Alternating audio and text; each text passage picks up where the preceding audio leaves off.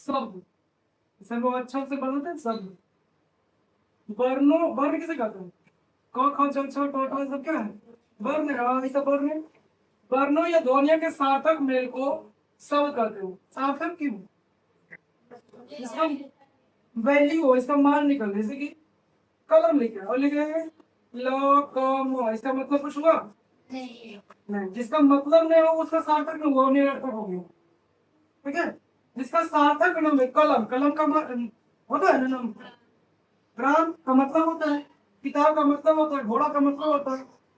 और लिखे प्रभु का मतलब है इसका। कि जिसका कोई मतलब नहीं हो उसे शब्द नहीं करते। जिसका कोई मतलब हो, इसका कोई ना नाम आवे उसे हम शब्द करते हैं। शब्द के भेद, अर्थ के आधार पर दो भेद, सार्थक निरर्थक। उत्पत्ति के आधार पर चार गो, तत्सम, तद्भव, देशज, विदेशज। रचना के आधार पर तीन, रूढ़ शब्द, यौगिक शब्द, योग रूढ़ शब्द। प्रयोग के आधार पर दो, विकारी शब्द और अविकारी शब्द। अविकारी हम पढ़ाए होंगे, तो अविकारी शब्द पढ़ाए हैं। इसके चार भेद होते हैं, क्रिया विशेषण, समुच बोधक कव्य, विसंबोधक कव्य। हाँ, तो वही अविकारी को यही बोलते हैं। ठीक है। हम पढ़ेंगे कुछ। उत्पत्ति के आधार पर शब्द के चार भेद होते हैं, है ना। तत्सम लिखा है चारों, तत्सम, तद्भव, देशज, विदेशज। तो पहला पढ़ेंगे तत्सम। हिंदी में संस्कृत के मूल शब्द को तत्सम कहते हैं। हिंदी में जो हिंदी रहेगा उसको संस्कृत के मूल शब्द, जैसे मुंह हम लोग बोलते हैं, हिंदी बोलते हैं ना, लेकिन संस्कृत में क्या होता है? मुख। हम लोग हिंदी में आग बोलते हैं, लेकिन संस्कृत में क्या होता है? अग्नि। हम लोग कपूर बोलते हैं, लेकिन संस्कृत में क्या होता है? कर्पूर। कपूर नहीं, कर्पूर। हिंदी में रात होता है, लेकिन संस्कृत में क्या होता है? रात्रि। हम लोग दूध बोलते हैं, लेकिन संस्कृत में क्या होता है? तो ये जो है मुख है, अग्नि है, कर्पूर है, रात्रि है, दुग्ध है, ये सब क्या है? तत्सम शब्द है। क्या है? तत्सम शब्द है। ठीक? संस्कृत से हिंदी में दूसरा पढ़े कुछ तद्भव। संस्कृत से हिंदी में आते समय, संस्कृत शब्द से हिंदी में आ रहा है, अपना रूप परिवर्तन कर ले उसे तद्भव कहते हैं। या तो तत्सम के बिगड़े रूप को तद्भव कहते हैं, जैसे मुख। मुख क्या है? संस्कृत है, उसको हिंदी में आने क्या होता है? चेंज कर देना, परिवर्तन कर देना, मुंह कर लिया, हिंदी हो गई। अग्नि से आग, कर्पूर से कपूर, रात्रि से रात, दूध से दूध। इधर हुआ क्या हो जाएगा? तद्भव। क्या हो जाएगा? तद्भव। ये शब्द क्या है? तद्भव है। यानी जो हिंदी में लिखा रहेगा वो तद्भव तद्भव होगा, और जो संस्कृत में लिखा रहेगा वो क्या होगा? तत्सम होगा। जो हम लोग जानेंगे कि हम लोग यही बोलते हैं वो तद्भव होता है, और जो हम लोग नहीं जानेंगे कि हम लोग ये बोलते हैं वो तद्भव तत्सम होता है ना। ऐसा नहीं होता है कि आग होता है, हम जानते हैं आग क्या होगा? तद्भव होगा। अग्नि, अग्नि नहीं जानती, लेकिन उसका मूल रूप है किसमें? संस्कृत में, वो क्या हो जाएगा? समझ में? तीसरा देशज। देशज करने का मतलब ही चल रहा है क्या? देश में जन्म लिया होगा, सब कहाँ जन्म लिया होगा? देश में। जो हम लोग बोलते हैं, है ना, देश की बोलचाल में पाए जाने वाले शब्द को देशज शब्द कहते हैं। ठीक है। यानी जिस शब्द का जन्म देश में हुआ हो, जो हम लोग बोलते हैं, जैसे क्या? लोटा, खटिया, केवाड़ी, कुर्सी, झोपड़ी, थाली, है ना, पगड़ी, और बहुत सारा कुछ इत्यादि। विदेशज। विदेशज करने का मतलब क्या है? जिस शब्द का जन्म विदेश में हुआ, मतलब अपने जो द्वारा, भारत छोड़िए कोई और देश से जन्म लिया होगा, है ना। चेयर, टेबल, स्टील, हॉस्पिटल, दरवाजा, ये सब क्या है? विदेशी वाला भाषा है। हम दरवाजे में बोलते हैं, लोग क्यों नहीं बोलते हैं? केवाड़ी बोलते हैं ना। हॉस्पिटल में बोलते हैं, लोग बोलते हैं अस्पताल, या तो वैधशाला। स्टिक हम लोग कुछ बोलते हैं, डंडा, है ना। हम लोग टेबल में बोलते हैं, हम लोग कुछ बोलते हैं मेज, चेयर नहीं, कुर्सी हम लोग बोलते हैं, है ना। तो ये सब विदेशी भाषा जिसका जन्म कहाँ हुआ है? विदेश में। रचना के आधार पर, है ना। शब्द के 3 भेद होते हैं। पहला रूढ़ शब्द, जिस शब्द का खंड या टुकड़ा, खंड में तो कुछ होता है, तोड़ने पर सार्थक अर्थ नहीं निकले। जैसे इसको तोड़ेंगे, तोड़ने का रा और प, तो रा का मतलब कुछ होता है नहीं, म का मतलब कुछ होता है, अर्थ नहीं निकला। उसके बाद घ का मतलब कुछ होता है, रा का मतलब कुछ नहीं होता है। यानी जिसका अर्थ ना निकले, समान सार्थक अर्थ ना निकले, पर वर्ग तो सभी है, लेकिन सार्थक अर्थ ना निकले उसे क्या कहते हैं? रूढ़ शब्द कहते हैं। क का मतलब नहीं कुछ, म का मतलब नहीं कुछ, ल का मतलब कुछ नहीं, तब वो तोड़ने पर, है ना। टुकड़ा मतलब तोड़ने पर जिसका सार्थक अर्थ ना निकले उसे क्या कहते हैं? रूढ़ शब्द कहते हैं। एग्जाम में ऐसे आएगा। दूसरा यौगिक, यौगिक कहने का मतलब कोई दूसरे शब्द से मिला होगा, ठीक है।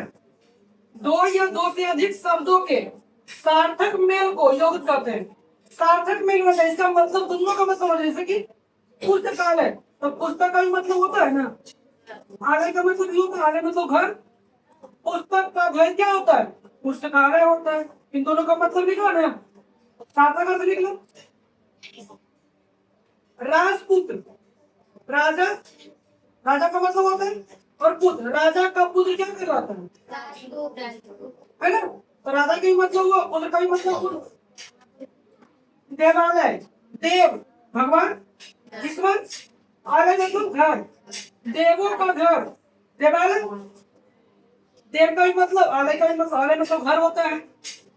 कार्य, गृह मतलब घर, कार्य मतलब काम, घर का काम गृह कार्य होता है। हम लोग को मिलता है होमवर्क, तो होम का मतलब घर, और वर्क मतलब काम, घर का काम, होमवर्क अलग। इसका भी मतलब हुआ सार्थक, इसका भी मतलब हुआ, दोनों सार्थक है ना। इसलिए इसको बोलते कौन से? यौगिक। उसी प्रकार योग रूढ़ में भी होता है, सार्थक मेल होगा जैसा कि यौगिक में होता है, उसी प्रकार इसमें होता है, लेकिन उसका अर्थ क्या होता है? तीसरा होता है, मतलब कुछ और, है ना। 2 या 2 से अधिक शब्दों के सार्थक मेल से बना हो, सार्थक मेल से हो, लेकिन उसका कुछ और अर्थ निकले, है ना, उसका कुछ और अर्थ निकले। यहाँ अर्थ छूट गया, लिख लेना। अर्थ निकले उसे योग रूढ़ शब्द कहते हैं। जैसे दशानन, 10 प्लस आनंद, 10 का ही मतलब होता है ना, सार्थक है। आनंद मतलब होता है सिर, सिर भी सार्थक है। और उसको हम लोग क्या बोलते हैं? रावण। तो ये जो बनेगा ना, ये रावण, ये जो रावण बना, ये क्या है? योगुट शब्द है ना। तीसरा भी निकलेगा, दशानन होगा।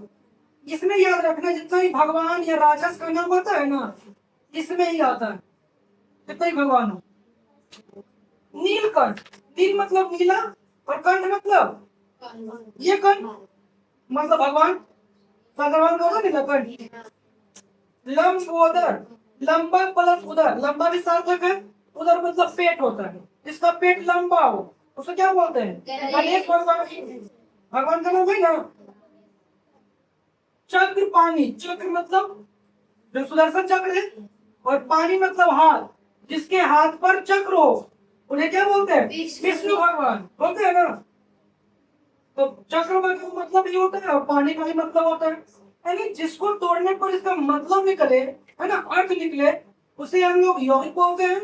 और अर्थ निकलने के बाद उसका शब्द तीसरा कोई आ जाए उसे हम योग रूढ़ कहते हैं, ठीक है। अर्थ नहीं निकलेगा योग रूढ़ शब्द, जिसका अर्थ निकले यौगिक, जिसका अर्थ निकले कोई तीसरा, क्या जाएगा? योग रूढ़ शब्द। समझ गया?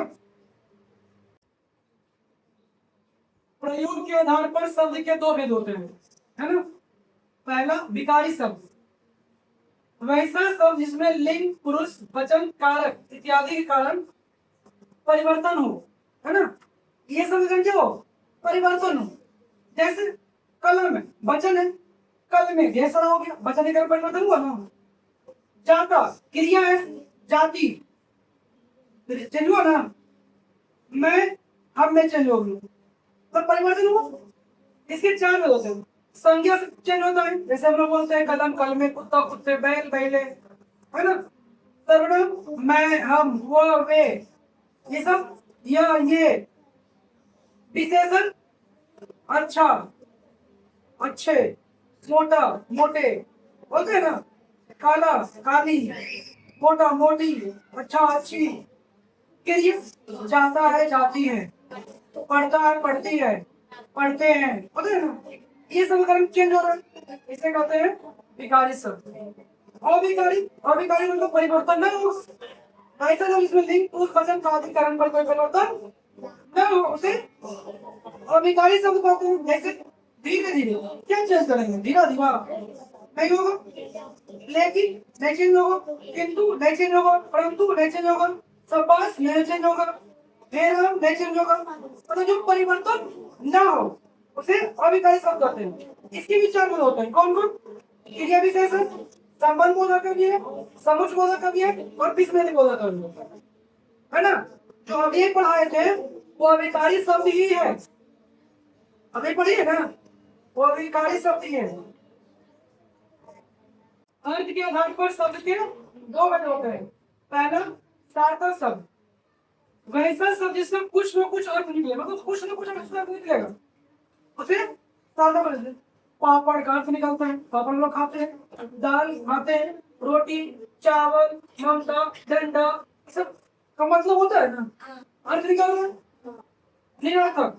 वैसा शब्द जिसका कोई अर्थ न निकले, जिसका कोई अर्थ नहीं होता है, उसे निरर्थक शब्द कहते हैं। जैसे रोटी, रोटी, तो रोटी का मतलब होता है, रोटी का मतलब कुछ होता है, ये होगा निरर्थक शब्द, वही कुछ हो जाएगा। डंडा, वंडा, डंडा का मतलब होता है, वंडा का मतलब क्या होता है, कुछ नहीं, तो ये होगा निरर्थक शब्द जिसका कोई अर्थ नहीं हो। पानी, वाणी, तो पानी का मतलब समझते हैं, वाणी का मतलब क्या होता है, कलम, उलम, बोलते हैं ना, मारने के हिसाब से, तो कलम का मतलब होता है, उलम का मतलब क्या होगा, इसका कोई अर्थ नहीं निकल रहा है। खाना, ऊना, जैसे कोई आदमी को खाना ना खिला, बोलते हैं ना, तो खाना का मतलब जानते हैं, ऊना का मतलब क्या देंगे, खाना दे सकते हैं, ऊना को ही देंगे, नहीं पता। जैसे बोला खेले उन्हें चल, खेले तो समझ में आता है, कोई खेल खेलने बोल रहा है, उले मतलब क्या होगा, कोई मतलब नहीं। पैसा वैसा, तो पैसा का मतलब समझते हैं, उसे का मतलब क्या देंगे, पैसे दे सकते हैं, उसे कुछ देंगे, कुछ नहीं। अरे जिसका अर्थ नहीं निकल रहा है वो होगा निरर्थक। जो भी ये सब बोटी का अर्थ नहीं निकला, बंटे का अर्थ निकला, बानी का अर्थ निकला, उलम का अर्थ निकला, उले का अर्थ नहीं निकला, उले का अर्थ नहीं निकला, और उषा का अर्थ नहीं निकला, ये सब क्या है, निरर्थक शब्द है। और ये रोटी, डंडा, पानी, कलम, खाना, खेलने, पैसा, ये सब क्या है, इसका मतलब होता है, जिसे हम लोग सार्थक शब्द कहते हैं। ठीक है, तो सार्थक शब्द वही होता है जिसका कोई मतलब हो, और निरर्थक मतलब इसका कोई मतलब ना हो। बोलचाल की भाषा में बोलते हैं हम लोग, शब्द एक नहीं है। ठीक है, सार्थक और निरर्थक।